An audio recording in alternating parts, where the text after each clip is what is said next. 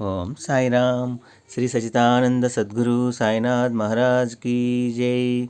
సాయి భక్తులందరికీ నమస్కారం అండి. హాయ్ ఫ్రెండ్స్, అందరూ ఎలా ఉన్నారు? I think all of your fine. బాబావారి కృపా కటాక్షాలు మన అందరి మీద ఎల్లవెల్లలా ఉండాలని మనస్ఫూర్తిగా కోరుకుంటూ ఈ వీడియోని స్టార్ట్ చేస్తున్నానండి. బాబావారి సందేశం ఏమిటంటే, తల్లి, నీకు ఇంకా కలిసి రాకపోవడానికి, అదృష్టము అనేది నీ తలుపు తట్టకపోవడానికి కారణము అనేది ఇదే అని బాబావారు ఒక చక్కటి కథ రూపంలో మనకు ఒక సందేశాన్ని అందించబోతున్నారండి. ఆ సందేశాన్ని బాబావారి మాటల్లోనే విందామండి. చాలామంది ఎన్నో రకాల బాబావారికి పూజలు చేస్తూ ఉంటారు. కానీ మాకేమీ కలిసి రావటం లేదు, బాబావారు మమ్మల్ని ఏమీ చూడటం లేదు, అసలు ఎంత బాధపడుతున్నామో ఆయన పట్టించుకోవట్లేదని కొంతమంది అనుకుంటూ ఉంటారు. కొంతమంది బాబావారి మీద నమ్మకంతోనే ఉంటూ ఉంటారండి. అయితే కొంతమంది వాళ్ళ పనులు అవ్వటం లేదని, అంటే వాళ్ళు పాపం చాలాసార్లు ప్రయత్నించి ఎన్నో రకాల పూజలు చేసినా సరే మాకు అవ్వటం లేదని కూడా నెగిటివ్గా కొంతమంది అనుకుంటూ ఉంటారండి. వాళ్ళందరి కోసము ఒక చక్కటి కథ రూపంలో బాబావారు ఈ సందేశాన్ని అందిస్తున్నారండి. ఆ కథ ఏమిటో బాబావారి మాటల్లోనే విందామండి. ఒక ధనవంతుడు ఉండేవాడు. ఒక సెలవు రోజున పడవ తీసుకొని సరదాగా సముద్రంలో ఒంటరిగా షికారికి వెళ్ళాడు. అతను సముద్రంలో కొంచెం దూరం చేరుకున్నాక అకస్మాత్తుగా తీవ్రమైన తుఫాను వచ్చింది. తుఫాను వల్ల అతని పడవ పూర్తిగా ధ్వంసం అవడంతో అతను సముద్రంలోకి దూకేశాడు.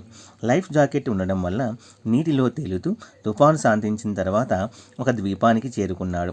కానీ ఆ ద్వీపంలో మనుషుల జాడ అనేది లేదు. చుట్టూ సముద్రం తప్ప ఏమీ కనిపించలేదు.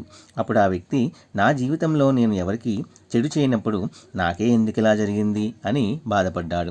ఆ తర్వాత తనను మరణం నుండి రక్షించిన భగవంతుడు తీరం చేరుకునేందుకు కూడా దారిని చూపిస్తాడని మనసులో దేవుణ్ణి గట్టిగా విశ్వసించాడు. ఆ ద్వీపంలోనే ఒంటరిగా నివసిస్తూ అక్కడ పండే ఆకులు పండ్లు తింటూ బతకడం అలవాటు చేసుకున్నాడు. కొంతకాలం తర్వాత నెమ్మదిగా అతనిలోని ఆశలు నీరుగారిపోవడం మొదలైంది. కానీ దేవుడి పట్ల అతని విశ్వాసం మాత్రము తగ్గించుకోలేదు. దాంతో తన జీవితం అంతా ఈ దీవిలో గడపక తప్పదని నిర్ణయించుకొని ఆ ద్వీపంలో తాను నివసించేందుకు ఒక గుడిసె నిర్మించుకోవడం ప్రారంభించాడు. గుడిసె నిర్మాణం పూర్తవగానే మళ్ళీ అకస్మాత్తుగా ఉరుములు మెరుపులతో వాతావరణం మారిపోయింది. అతని గుడిసెపై పిడుగు అనేది పడి గుడిసె అనేది కాలిపోసాగింది.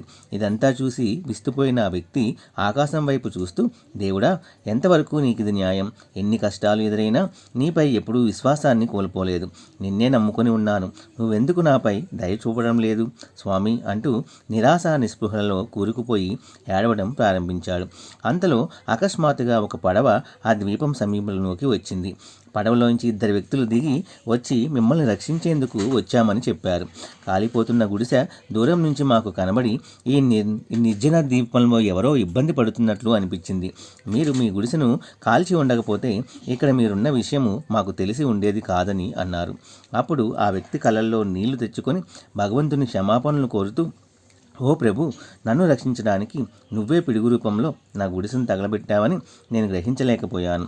నువ్వు నా సహనాన్ని పరీక్షించావు, కానీ నేనే అందులో విఫలమయ్యాను. నిశ్చయంగా నిన్ను నమ్మిన వారిని తప్పకుండా కాపాడతానని నువ్వు నిరూపించుకున్నావు. దయచేసి నన్ను క్షమించు ప్రభు అని మనసులోనే నమస్కరించుకున్నాడు.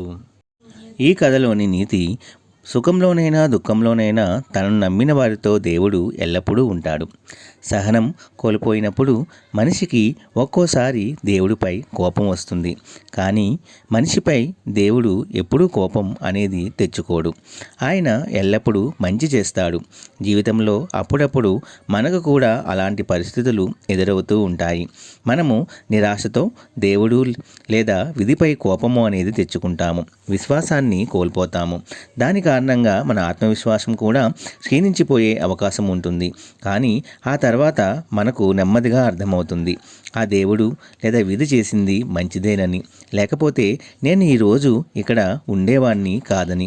కాబట్టి ఎన్ని కష్టాలు ఎదురైనా, దుఃఖం ఎంత కృంగదీసినా, కరోనాలు కాటువేయాలని చూసినా, సమస్యలు ఎంత తొక్కేయాలని చూసినా ఎన్నడూ మన విశ్వాసాన్ని వీడకుండా భగవంతుడిపై భారం ఉంచి పట్టుదలతో మన పని మనము చేసుకుంటూ వెళితే తప్పకుండా విజయము అనేది సాధించి తీరుతాము అని బాబావారు తెలియజేస్తున్నారండి.